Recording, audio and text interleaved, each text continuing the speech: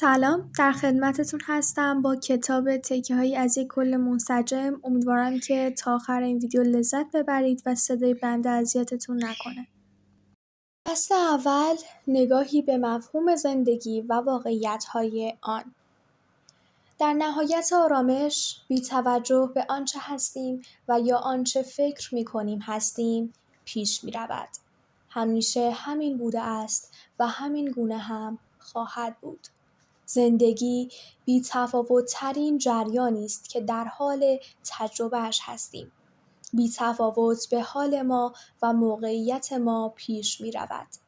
زندگی تمام آن چیزی است که نمرده است. زندگی در مقابل مرگ و نیستی قرار می‌گیرد و اشاره به هسته‌ای ممتد دارد که همچنان زندگی را تجربه می‌کند.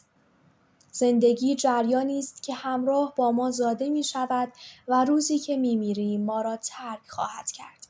این جریان از همان ابتدا باعث رشد ما می‌شود. تا سن بلوغ هم به رشد جسمی و هم به رشد روانی ما کمک می‌کند و پس از آن رشد تنها در بعد روان می‌تواند ادامه پیدا کند. البته اگر با این رشد همراه شویم و از تجربه پنهان این رشد نترسیم. زندگی شبیه جریانی مستقل از ماست که انتخاب می‌کنیم به آن وصل شویم یا مدام در حال انکارش باشیم. در نهایت زندگی در درون و بیرون از ما فارغ از تمام برداشت‌ها و رفتارهایمان به جریان خود ادامه می‌دهد. هر کدام از ما به نوعی رابطه‌ای با جریان زندگی داریم و این نوع رابطه سرمنشأ ارتباط‌های ما با خودمان و دیگران است. برای درک هرچه بیشتر رابطه‌هایمان باید از دل عمیق‌ترین و بعضاً سخت‌ترین واقعیت‌های زندگی گذر کنیم. پذیرش و فهم حقایقی که در مورد جریان زندگی وجود دارد، قطعاً جهانبینی ما را نسبت به آدم‌ها و روابطمان تغییر می‌دهد.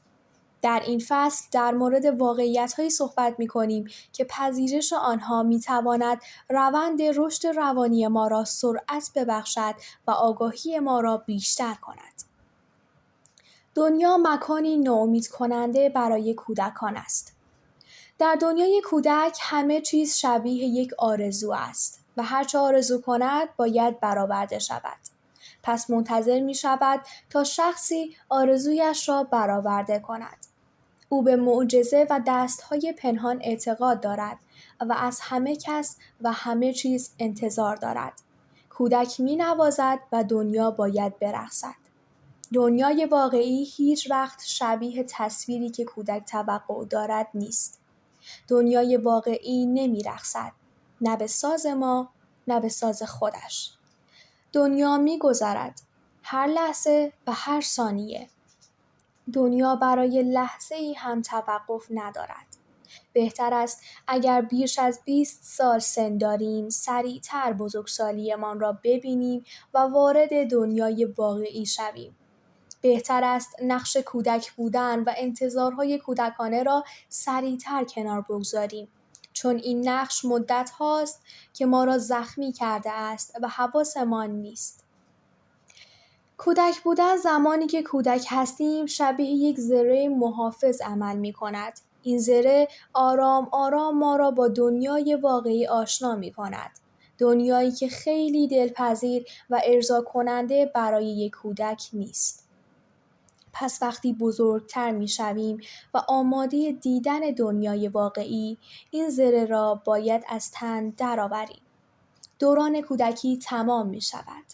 فرد آماده می شود که پا به دنیای بزرگسالان بگذارد و هرچه بیشتر این زره را به تن داشته باشد بیشتر آسیب می بیند. زرهی که قبل‌ترها به ما کمک می کرد تا با دردهایی روبرو شویم و با دنیای واقعی کنار بیاییم، حالا خود درد دیگری شده است. زرهی تنگ، کوچک و غیر منطقی که لحظه ای نمی تواند بدون آسیب ما در کنارمان باقی بماند. ماندن در نقش کودک همیشه ما را ناامید می کند. آدم‌ها وقتی قرار نیست کنار ما باقی بمانند خیلی سیاه و بد به نظر می رسند. خشم‌هایمان به صورت غیرمنطقی زیادتر می‌شوند. چون در دنیای واقعی اتفاقاتی می‌افتد که کودک نمی‌تواند درکشان کند. در نتیجه عصبانی و کلافه می‌شود. در نقش کودک بودن مدام ما را به این سوال می‌رساند: آخر چرا؟ چرا من؟ چرایی وجود ندارد. در دنیای بزرگسالان فرصتی برای غر زدن وجود ندارد. در دنیای بزرگسالان قرار نیست همه خوب و دوست داشتنی باشند و قرار نیست از هر کس و موقعیتی که شبیه به ما نیست متنفر شویم. در دنیای بزرگسالان سیاه و سفیدی وجود ندارد. هیچ چیز مطلق نیست. همه چیز ممکن است روی دهد و قرار نیست شبیه فیلم‌های قدیمی آدم‌های بد شکل خاصی داشته باشند. در دنیای واقعی مفاهیم می‌توانند مطلق باشند. درست چیست؟ غلط چیست؟ بد چیست؟ خوب چیست؟ در این دنیا باید تلاش کنیم. پای تصمیم‌هایی که گرفته‌ایم بایستیم و هر روز با شگفتی‌هایی که دنیا به ما نشان می‌دهد همراه شویم. در این تلاش‌های پیچیده احساس زندگی در جریان است. وقتی ما نگاهی کودکانه به زندگی داشته باشیم، رنجیده می‌شویم و ساده انگارانه با دنیا برخورد می‌کنیم. در صورتی که پذیرش زندگی به نگاهی بالغ، پخته و عمیق احتیاج دارد. درد و رنج بخشی از زندگی است. رنج از 3 جهت ما را تهدید می‌کند. از طریق جسم که می‌دانیم از دستش می‌دهیم و روزی نابود می‌شود. از طریق جهان بیرون که می‌دانیم نیرویی است خارج از کنترل ما و غیر قابل پیش‌بینی و این موضوع ما را به شدت می‌ترساند. و از طریق روابط ما با دیگران. این رنج شاید بزرگترین و سخت‌ترین نوع رنج باشد. ما آدم‌های تبدیل کردن دردها به رنج‌های چند ساله‌ایم. این جمله که انسان‌ها رنج می‌دهند و زندگی رنج است، جمله‌ای دقیق و منطبق با واقعیت نیست. حقیقت این است که ما درد را حس می‌کنیم.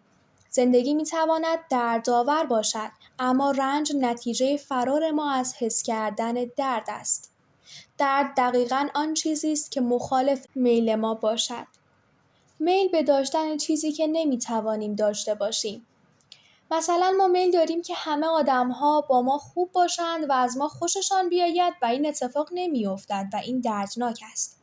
ما میل داریم که جوان بمانیم اما این همیشگی نیست. یا میل داریم که تنها نباشیم ولی اکنون تنهاییم. در واقع چیزی که میل ما نباشد درد است. چیزی که اکنون می‌خواهیم ولی دنیا آنطور که ما دوست داریم پاسخ نمی‌دهد دردناک است. و این مواجهه با واقعیت و تعارضش با میل ما درد نام دارد. و ما همیشه در معرض این درد هستیم. اما روشی که ما به درد پاسخ می‌دهیم همیشه درست نیست. ما گاهی درد را به رنجی عمیق و طولانی تبدیل می‌کنیم و از حس کردن دوباره زندگی فاصله می‌گیریم و فکر می‌کنیم زندگی چیزی جز رنج کشیدن نیست.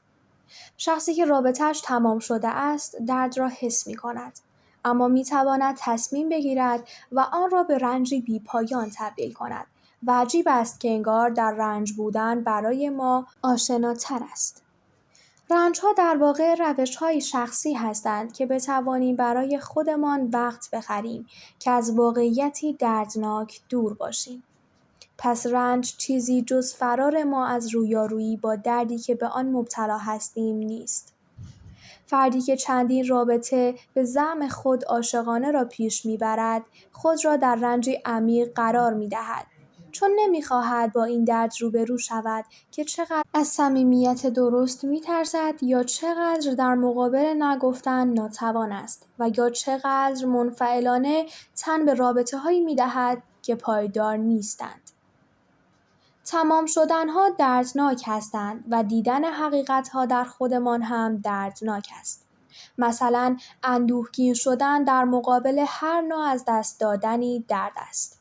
اندوه را حس کردن دردناک است، اما اندوه را زندانی کردن و حس کردنش را به تعویق انداختن رنج است. و این به تعویق انداختن برای هر فرد روشی شخصی و متفاوت دارد.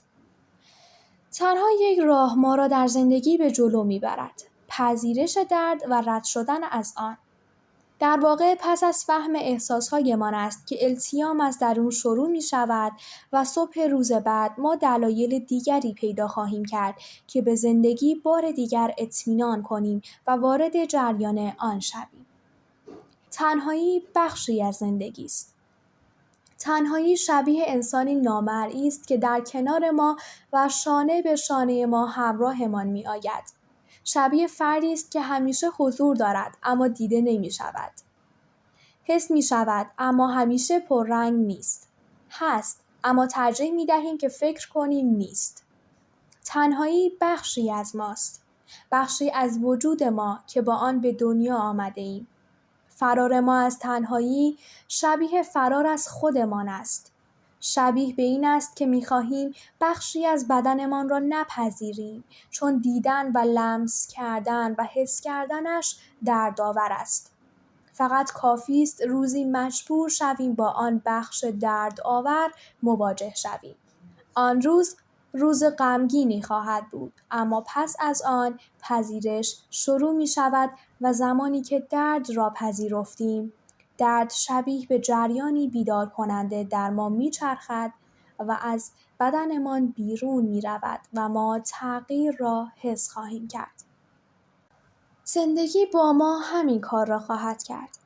زندگی گاهی ما را در تجربه‌هایی قرار می‌دهد که مجبور می‌شویم تا حدودی با آن بخش نامرئی ارتباط برقرار کنیم و زمانی که تنهایی را به عنوان بخشی از خودمان حس می‌کنیم، شفا شروع می‌شود.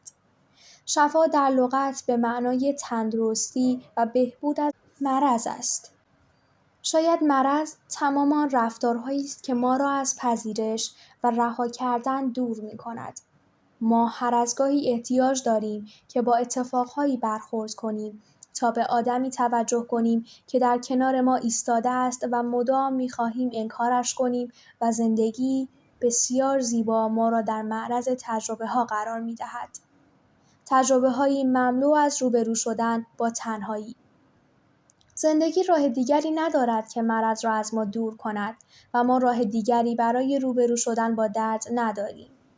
اجبارها و اتفاقها ما را آرام آرام با تنهایی رو در رو می کنند و فقط کافی است کمی صبورتر از قبل با این بخش نامرئی ارتباط برقرار کنیم. زمانی که با تنهاییمان دوست شویم، در می‌یابیم نوع ارتباط برقرار کردنمان با آدم‌ها تغییر می‌کند. وقتی از تنهاییمان فرار نمی‌کنیم، دیگر نیاز نداریم به آدم‌ها پناه ببریم. حالا رابطه‌هایمان رنگ و بوی نیاز و خواهش ندارد. طعم ترس از دست دادن ندارد و قرار نیست آدم‌ها شبیه توقع‌ها و آرزوهای ما شوند.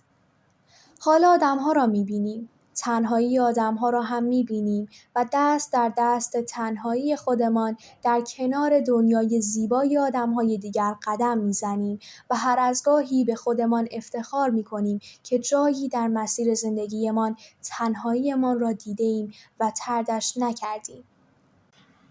بدن ما برای همین زندگی طراحی شده است. کم تجربه تر که هستیم فکر می‌کنیم آرزوها و هیجان‌هایمان بال‌های نامرئی هستند که به ما کمک می‌کنند پرواز کنیم، که اوج بگیریم و از دردها و ناهمواری‌های زندگی رد شویم. گاهی آرزوهایمان به ما قدرت پرواز می‌دهند و گاهی عاشق شدن‌های یواشکی. کمی که زندگی به پیش می‌رود، انگار برای پرواز به چیزی بیشتر از آرزوها و هیجان‌هایمان نیاز داریم. ما انتظار داریم کسی باشد، چیزی و یا نیرویی فراتر از ما تا به ما پرواز را بیاموزد. پرواز از فراز دردها و رنجها. حقیقت این است که قصه پرواز یک قصه قدیمی شکست خورده است. پرواز هیچگاه برای ما نبوده و نخواهد بود. پرواز داستان پرندگان است.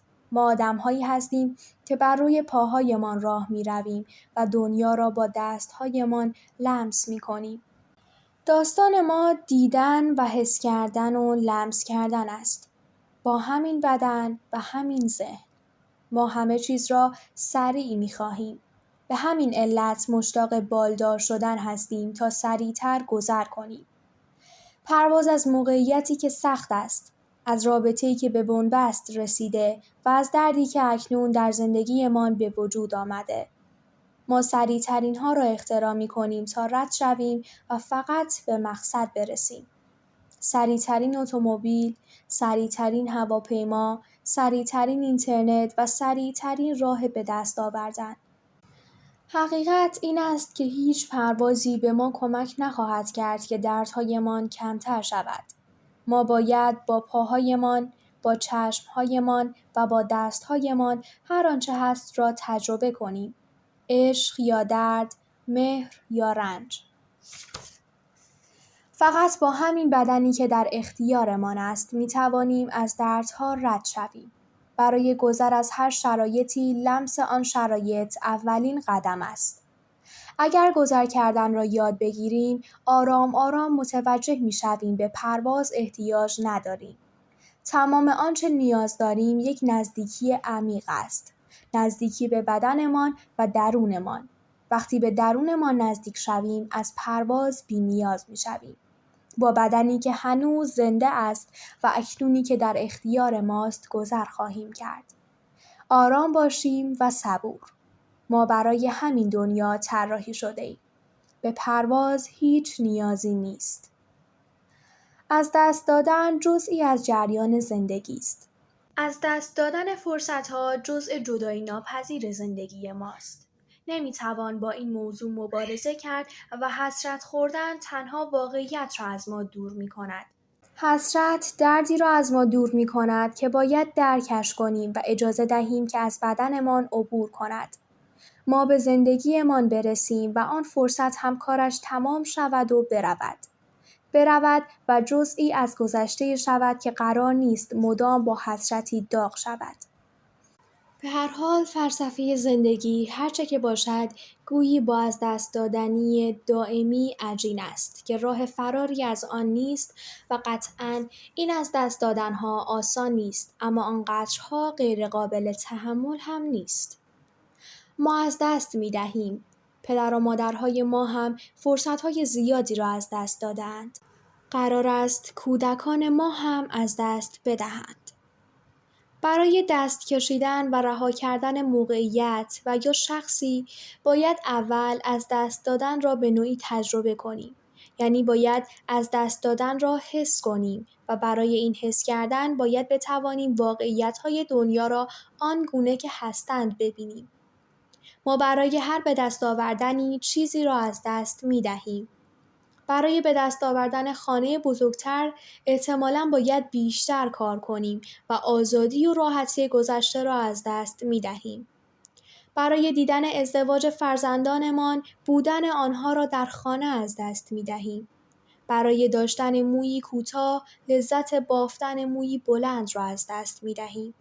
به هر حال در هر به دست آوردنی نوعی از دست دادن وجود دارد و حقیقت این است که برای به دست آوردن یک رابطه یا یک موقعیت دیگر باید رابطه قبلی و موقعیت قبلی خود را از دست بدهیم.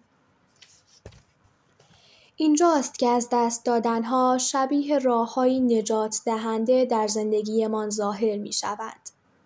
ما می توانیم یا به این راه‌ها اعتماد کنیم و آنچه را که مدت‌ها قبل از دست داده ایم رها کنیم و به استقبال تجربه‌های جدیدتر برویم و یا همچنان به از دست داده‌هایمان بچسبیم و هر روز بیشتر احساس درماندگی کنیم. در نهایت انتخاب با ماست. زندگی مملو از ناکامی است. ناکام ماندن ما در به دست آوردن بعضی هدفها اتفاقی دردناک و اجتناب ناپذیر است.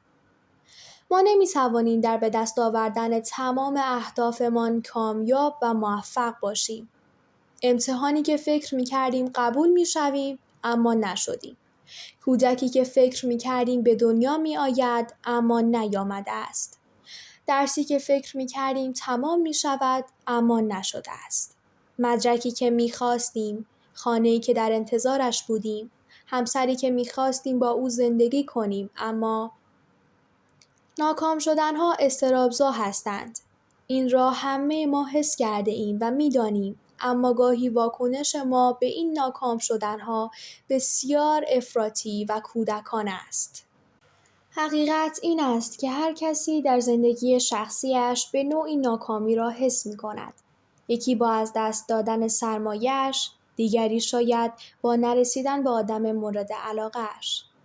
زندگی پر از ناکامی‌هایی است که موقت هستند و در مقابل همین زندگی پر از فرصت‌هایی است که هدف‌های دیگری را سر راه ما قرار می‌دهد که آنها هم موقت هستند.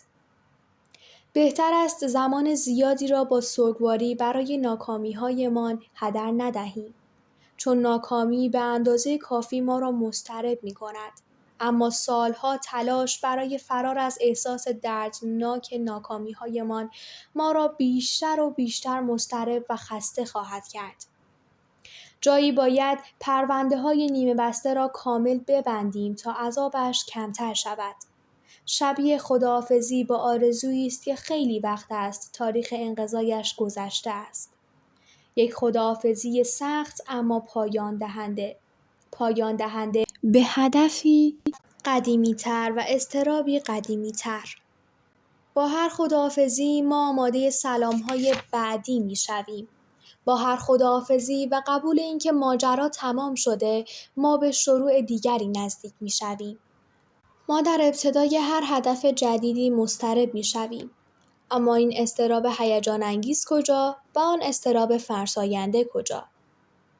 زندگی نداشته‌های زیادی دارد. اگر یک بار برای نداشته‌هایمان سوگواری کنیم، حالمان بهتر می‌شود و دیگر هر روز و شب با حسرتی بزرگ به جاخالی‌های زندگیمان چشم نمی‌دوزیم و سری تکان نمی‌دهیم. در تمام زندگی‌ها جاهای خالی بزرگی وجود دارد که دیگر قرار نیست پر شوند یا می‌توانیم مدام چشم بدوزیم و حسرت بخوریم یا سوگواری کنیم و با این درد کنار بیاییم. نداشته‌های زندگی هر فرد بسیار دردناک و غمگین کننده است. یکی محبت پدر را ندارد، یکی خانه ندارد، یکی دست ندارد و دیگری. برای بعضی از نداشته‌ها نباید تلاش کرد، باید فقط کنار آمد و اجازه داد جریان زندگی کارش را انجام دهد و جلو برود.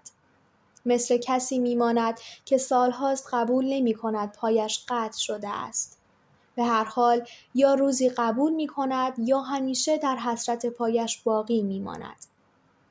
اینکه آدم‌ها کدام گزینه را انتخاب می‌کنند به توانایی درونی آنها برمیگردد.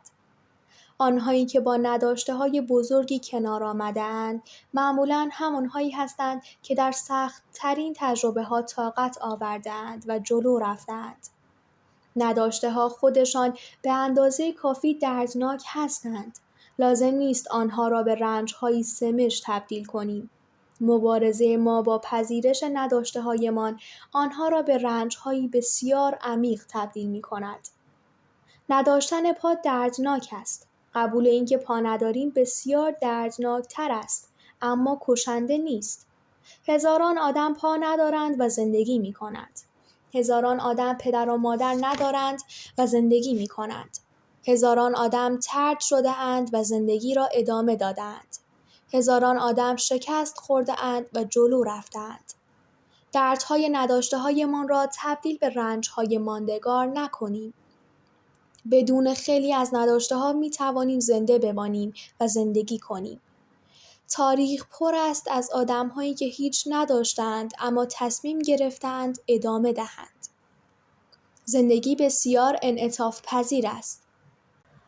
بعد از دست دادن‌هایمان فرایند انطباق پذیری ما با شرایط جدید شروع می‌شود. انطباق پذیری فرایند عجیبی است. دردآور اما کمک کننده است. ما کم کم عادت می‌کنیم که زخم‌ها را ببینیم و حرکت کنیم. آدم‌ها را از دست بدهیم و حرکت کنیم.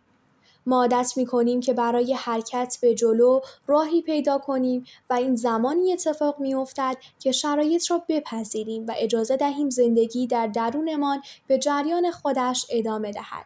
حتی اگر زندگی در بیرون از ما شبیه آن چیزی نیست که می‌خواستیم. همیشه زندگی با آن چیزی که ما می‌خواهیم منطبق نیست.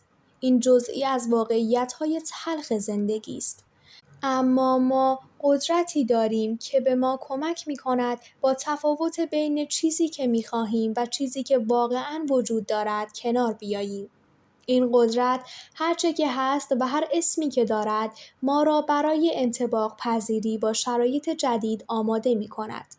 به همین علت است که حتی در سخت‌ترین و آشوبناک‌ترین شرایط هم زندگی جریان دارد.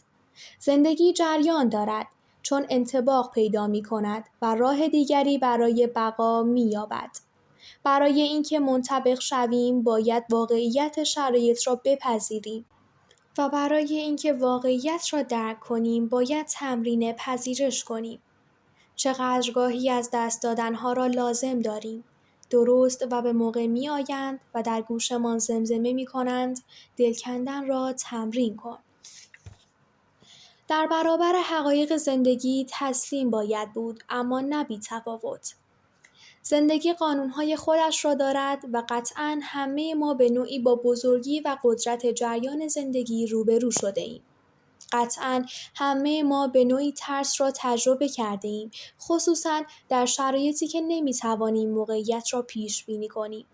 اما همیشه یادتان باشد که ما برای همین زندگی طراحی شده ایم. زندگی که غیر قابل پیش بینی است و یکی از بزرگترین و بهترین و در عین حال ناخوشایندترین ویژگی‌هایش ناپایداری آن است. ما برای زندگی تکامل پیدا کرده ایم که ناپایدار است. شاید با اهمیت‌ترین بخش همین است که گاهی با از دست دادن‌هایی مواجه می‌شویم که اصلاً آماده نیستیم. گاهی چنان روبروی مرگ قرار می‌گیریم که یادمان می‌رود برای چه چیزهایی نگران بوده ایم، چه چیزهای به ظاهر با اهمیتی. با اهمیت به این علت که ما را با توهمی قدیمی روبرو می‌کند. اینکه همه چیز در کنترل ما قرار دارد. هیچ چیز در کنترل ما نیست و این مهمترین درسی است که می‌توان از چنین شرایطی آموخت. این درس حتی به رابطه‌های ما هم کمک می‌کند. اینکه بدانیم هرچه بیشتر بخواهیم کنترل کنیم، بیشتر دور خواهیم شد. دور از ارتباط قلبی با آدم‌ها و دور از حس کردن زندگی همانطور که هست. نه آنطور که ما می‌خواهیم تفسیرش کنیم. گاهی باید دل سپرد به هر آنچه در کنترل ما نیست و هوشیار بود. هوشیار به این حقیقت که زندگی ناپایدار است. هم در دردها و هم در خوشی‌ها، هم در اضطراب‌ها و هم در آرامش‌های کوتاهش. زندگی ناپایدار است و همیشه همه چیز تمام خواهد شد. ما در میان موقت‌ها قرار است اعتماد کنیم. اعتماد به بدنمان و اعتماد به هوشیاریمان. با جریانی که کنترل نمی‌شود ناامیدانه برخورد نکنیم و بی‌تفاوت نباشیم. تلاشمان را بکنیم که بتوانیم در شرایط بحرانی از خودمان و عزیزانمان محافظت کنیم، اما آرام باشیم و بدانیم که اضطراب موقت است. هوشیار باشیم به بدنی که همراه ما است. همراهی که در عبور از دردها و بحرانها به ما کمک خواهد کرد. در بحرانها سعی کنید با افرادی که دوستشان دارید معاشرت کنید و با گروه از بحران رد شوید. آغوش را فراموش نکنید و هیچگاه با زندگی قهر نکنید. چون هر آنچه اتفاق می‌افتد ما را به خودمان و حقیقت‌های زندگی نزدیکتر می‌کند و هر رویارویی با حقیقت با تمام تلخیش مفید است و ما را با بخش‌هایی از زندگیمان مواجه می‌کند که احتیاج به تغییر و بازنگری دارد. خیلی ممنونم که تا آخر این ویدیو همراه بودید. امیدوارم که لذت برده باشید.